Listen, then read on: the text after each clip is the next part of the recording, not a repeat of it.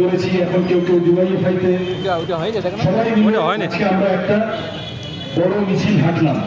অনেক প্রাক্তনীরাও ছিলেন সেই মিছিলে। এই মিছিল আমি এখনো পাকিচক্রে এসএফআইতে আছি ঠিকই, আসলে এই মিছিলটা আমার ধারণা সবাই মিলে একটা স্মৃতি রোমন্থনের মিছিল হলো। পুরোনো মানুষরা এসএফআই এর দিনটায় ফিরে গেছেন তো আজকে মিছিল থেকে, তাই তো? এসএফআই এর ছেলে দাঁড়িয়েছে, সবার বাড়তি দায়িত্ব আছে তাকে জেতানো, ঠিক তো? এই পাড়ায় এখানে বাস স্ট্যান্ডে যত মানুষের কাছে মাইকের আওয়াজ পৌঁছাচ্ছে, ওখানে আমাদের যারা আমাদের পার্টির কর্মী সমর্থক দলদি আছেন, আমি প্রত্যেকের কাছে আবেদন করব, কলেজে এসএফআই করতেন এমন অসংখ্য মানুষ জীবনের বিভিন্ন জায়গায় ছড়িয়ে ছিটিয়ে আছে। কেউ এখানে ওষুধের দোকান দিয়েছেন, কেউ ব্যবসা করছেন, কেউ চাকরি করছেন, কেউ সাংবাদিকতা করছেন, কেউ পুলিশে কাজ করছেন, প্রকাশ্যে বলতে পারেন না, আসতে পারেন না, রাত্রিবেলা হোয়াটসঅ্যাপে ফোন করেন।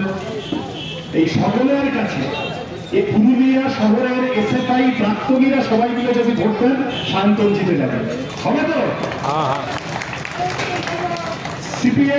সিপিএম এর মতো যা করবে করবে, কিন্তু এসএফআই এর মিটিং থেকে আবেদন করে যাচ্ছি মানুষের কাছে, আপনারা যারা আজকের মিটিং এ এসছেন, আপনাদের ব্যাচ, আপনাদের কলেজের ব্যাচ, আপনাদের সময়ের, সে জেকে কলেজ হতে পারে, সে বিস্তারিত হতে পারে, সে অন্য কোথাও হতে পারে, সবাইকে ধরে বলুন যারা আছেন শহরে এই অঞ্চলে, সবাই মিলে শান্তনকে ভোট করতে হবে। আমাকে জিজ্ঞাসা করলো, এগুলো যে দেখে এই তো বয়স, কম বয়স, একদম কাটু ঘোড়ার মতো দৌড়াবে। পুরুলিয়ার মানুষের জীবন জীবিকার কথা নিয়ে বিধানসভার ভিতরে বলতে হবে। বড্ড বেশি হিন্দু মুসলমান মন্দির মসজিদ হয়ে যাচ্ছে। যারা বাড়িতে মন্দির বা মসজিদের পতাকা লাগিয়েছেন, যারা বাড়ির ছাদে গেরুয়া রঙের বা সবুজ রঙের পতাকা লাগিয়েছেন, তারাও বুঝতে পারবেন রাজনীতিবিদদের কাজ এইটা নয়। কালকে হুমায়ুন কবিরের ভিডিও দেখেছেন তো, খবর পেয়েছেন তো, কিভাবে মুরগি বানাচ্ছে মানুষকে, সাধারণ মানুষকে, খালি মুসলমানকে মুরগি বানাচ্ছে, হিন্দুদেরও বানাচ্ছে। শুভেন্দু অধিকারী ও সামনে দাঁড়িয়ে বলছে বাবরি মসজিদ হতে দেবো না, আর পিছনে পিছনে ফেস টাইমে হুমায়ুনের সাথে হামতুমে কামড়ে বন্ধ করে যাচ্ছে। এইসব মানুষ দিয়ে হবে? এ বিজেপি হিন্দু ধর্মকে ধরে বেঁচে দেবে। বিজেপি হিন্দু ধর্মের পার্টি না। এই যে রাস্তাটা মিছিল করে এলাম, এই চত্বরেও আছে, কিছুদিন আগে রামনবমী হয়েছে তো, হ্যাঁ? আচ্ছা, আমাকে একটা বাংলা ভাষায় জয় শ্রীরাম লেখা কথা দেখাতে পারবে? ভালো করে তাকিয়ে দেখবেন আমি আজকে চলে যাওয়ার পর। এই যে প্রত্যেকে কি কোন ভাষা, কোন ভাষায় আমি আমার ঠাকুরকে পুজো করবো, আমি কোন পোশাকটা করবো, আমি কোন খাবারটা খাবো, এই সব বিজেপি বাইরে থেকে চাপিয়ে দেওয়ার চেষ্টা করছে। ঐশী বলবে ও বিজেপির সাথে লড়াই করে মাথা ফাটিয়ে, আপনারা সবাই চেনেন, ও দিল্লিতে রাজনীতি করে, ওর অভিজ্ঞতা বলবে কিভাবে মাছ মাংস খাওয়া বন্ধ করে দিচ্ছে মানুষের, কিভাবে বাংলা ভাষায় কথা বলতে বাধ্য করছে বিজেপি। বিজেপি বাংলা পার্টি না। এই যে সামনে আসার সময় আমরা স্বাধীনতা সংগ্রামীকে তার মূর্তির সামনে দিয়ে এলাম, এই যেখানে সভাটা করছি আমি জানি এই বাস স্ট্যান্ডে অনেক পুরনো একটা আম্বেদকরের মূর্তি এই পাশে আছে, আচ্ছা তো দেখতে পাচ্ছেন তো? আম্বেদকরের মূর্তিতে যারা যারা মালা দেয় তারা বিজেপি করতে পারে না। বিজেপি আম্বেদকরের বিরুদ্ধে, বিজেপি সংবিধানের বিরুদ্ধে, বিজেপি আমাদের দেশের বিরুদ্ধে। বিজেপি আমাদের পার্টি না। কয়েকদিন আগে মা কাকিমারা বলতে পারবেন, কয়েকদিন আগে মাসি তলার পুজো গেছিল, 4-5 দিন আগে, এমনি ভেবে দেখতে রামনবমী নিয়ে এত লাফালাফি করে বিজেপি, মাসি তলার পুজো নিয়ে কিছু বলে না কেন? মাসি তলার তো হিন্দুদের ঠাকুর, ঠিক তো? বিজেপি যদি হিন্দুদের পার্টি হতো তাহলে সব ঠাকুরকে নিয়ে করতো। রামের নাম করে ঝগড়াঝাটি বাড়াতে চায় বিজেপি।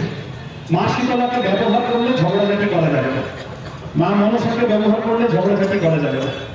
সেই জন্য মা শীতলা, মা মনসা, অন্নপূর্ণা পুজো, নীলষষ্ঠী, চণ্ডীমণ্ডপ এইসবে বিজেপির কোনো আগ্রহ নেই।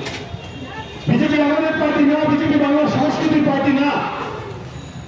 আর বিজেপি কেউ কেউ ভাবছে যে বিজেপি তৃণমূলকে হারাবে। হলো তো, এখানে কিন্তু ভোট পেয়েছে, কিন্তু গোটা রাজ্যে দেখে নিলেন তো 10টা বছর হয়ে গেল বিজেপি তৃণমূলকে হারাতে পারছে।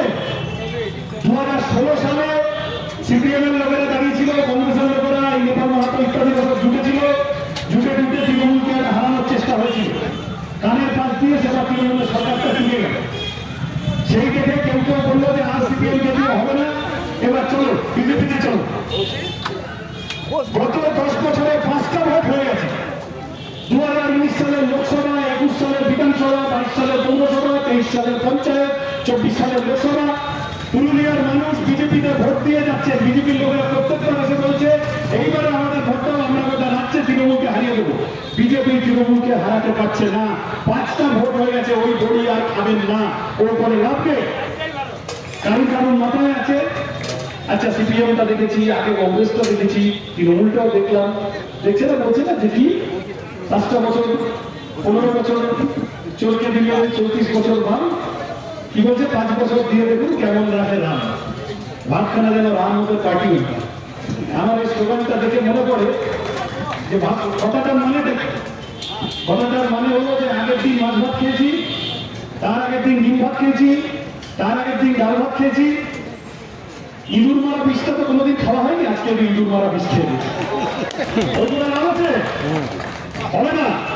বিজেপি যদি হিন্দুদের পার্টি হতো, মুসলমানরা খুব খারাপ বুঝলাম, হিন্দুদের ঘরেও তো এই রান্নার গ্যাসের দাম 60 টাকা বেড়েছে, বেড়েছে তো। হিন্দু ঘরের ছেলেপুলেগুলো এখানে যা পেট্রোল পাম্প আছে, এই যে সামনে পেট্রোল পাম্পটা ভারত পেট্রোলিয়াম, বিজেপি যদি হিন্দুদের পার্টি হতো, ওই পেট্রোল পাম্পে গিয়ে জর্জ সিরাম বললে 40 টাকায় পেট্রোল বাইকে ভরিয়ে দিত, দিচ্ছে। তাহলে বিজেপি হিন্দুদের পেটেও লাঠি মারছে কিনা? হিন্দু ঘরের ছেলেপুলেগুলো চাকরি যাচ্ছে কিনা? হিন্দু ঘরের ছেলেপুলেগুলো লেখাপড়া করতে পারছে না কিনা? বিজেপির চেয়ে বড় হচ্ছে প্রবীণ মানুষটা আছেন। আমি ছাত্রদের মিটিং হলে আরো খারাপ ভাবে বলতাম, খুব ভদ্রভাবে বলে যাচ্ছি, বিজেপির চেয়ে বড় হিন্দুদের পিছনে বাস দেওয়া পার্টি স্বাধীন ভারতে আর কেউ হবে। এই বিজেপিকে ভোট দিয়ে লাভ নেই। তৃণমূলকে হারাতে হবে।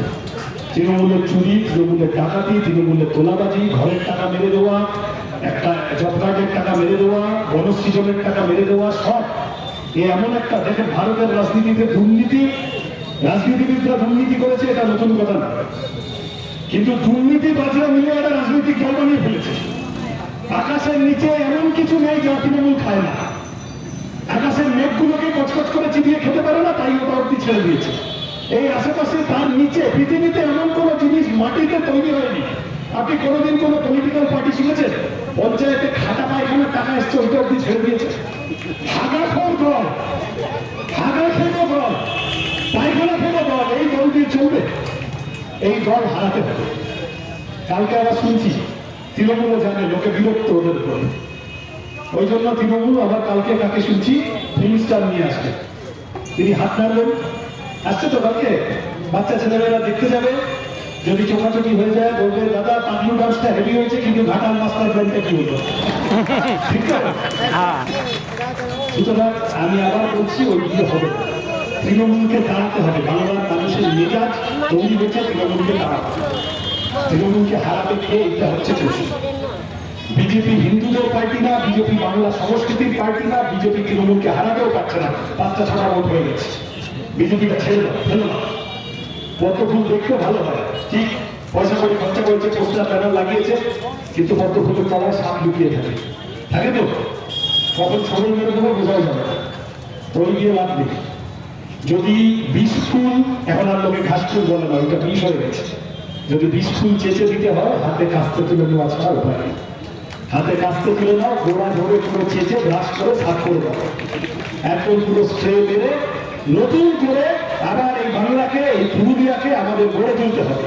মানভূমের আন্দোলন, দীর্ঘ ইতিহাস, তার মধ্যে বিভিন্ন অংশের মানুষ আছেন, আদিবাসী আছেন, দলিত ভাই বোনেরা আছেন, সংখ্যালঘু ভাই বোনেরা আছেন, সবাই মিলে দীর্ঘ লড়াইয়ের ইতিহাসে এই পুরুলিয়া তৈরি হয়েছে। পুরুলিয়া জেলা, পুরুলিয়া শহর, তার শিক্ষার ইতিহাস সমস্ত কিছু তৈরি হয়েছে। আমরা এই অগ্রগতির ধারাকে আগের দিকে নিয়ে যেতে চাই। পুরুলিয়ার মানুষের জন্য একটা ভালো হাসপাতাল হবে, পুরুলিয়ার মানুষ কম পয়সায় ওষুধ কিনবে, পুরুলিয়ার মানুষকে কারেন্টের খরচ কম দিতে হবে, পুরুলিয়ার মানুষ সবাই শিক্ষার শেষে একটা চাকরি পাবে, কাজ পাবে। সরকারি চাকরি যারা পাবে তারা তো পাবেই, যারা সরকারি চাকরি পাবে না তারাও যাতে একটা ভালো মাইনে পায়, মর্যাদা পায়, বোনাসটা যাতে পায়, ইনসেন্টিভটা যাতে পায়। এখন পুরুলিয়া শহরে র্যাপিডো এসব চালু হয়েছে তো, আজকে দেখছিলাম র্যাপিডো ছেলেপুলেগুলো খোঁজ করে দেখো, সব আমাদের বয়সী ছেলেপুলে। আরেকটু পড়াশোনা করেছিল, একটা এসএসসি টেট হলে পেয়ে গেলে জীবনটা সেট হয়ে গেছে, ভোগে চলে গেছে, ভোগে পাঠিয়ে দিয়েছে তৃণমূল। 12 ঘন্টা 14 ঘন্টা বাইক চালিয়ে বেড়াতে হচ্ছে ইনসেন্টিভ নিয়ে, বোনাস দিন।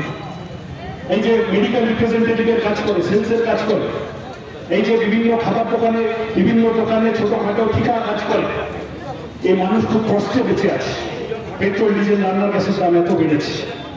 আমাদের এই পুরুলিয়া থেকে কত মানুষ অন্য রাজ্যে কাজ করতে চলে যাচ্ছে, ওখানে রোজের টাকাটা বেশি বলবে।